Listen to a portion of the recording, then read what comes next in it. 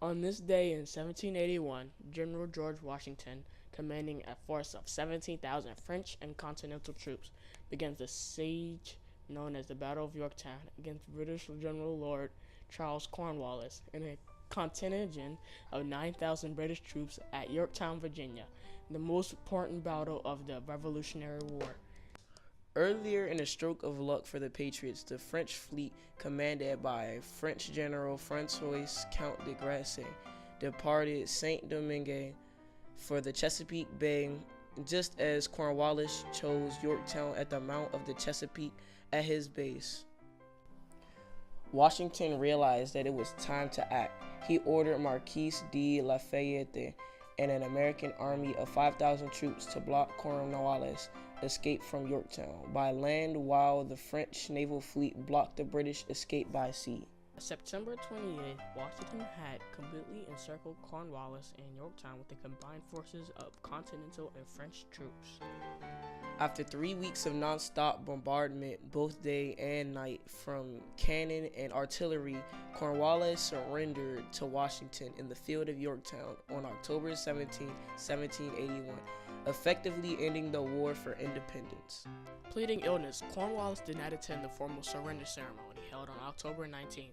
Instead, his second-in-command, General Charles O'Hara, carried Cornwallis' sword to the American and French commanders. Although the war persisted on the high seas and in other theaters, the Patriot victory at Yorktown ended fighting in the American colonies. Peace negotiations began in 1782, and on September 3, 1783, the Treaty of Paris was signed, formally recognizing the United States as a free and independent nation after 8 years of war. The British Prime Minister, Lord Frederick North, resigned after the British defeated and surrendered at Yorktown. The battle lasted around 20 days. The American and French had around 18,000 troops, significantly outnumbering the 8,000 of the British. The British Prime Minister, Lord Frederick North, resigned after the British defeated and surrendered at Yorktown. The battle lasted around 20 days. The American and French had around 18,000 troops, significantly outnumbering the 8,000 of the British. In this battle between the French, Americans, and the British, nearly one-third of the soldiers were German. There were thousands on each side. The French forces were led by the Comte de Rochambeau. Some of the American forces were led by Marquis de Lafayette, a French officer who became a major general in the American army. Benjamin Franklin, John Adams, and John Jay met with the British in the hopes of securing a peace treaty. The Americans played off European rivalries to reach a most favorable agreement.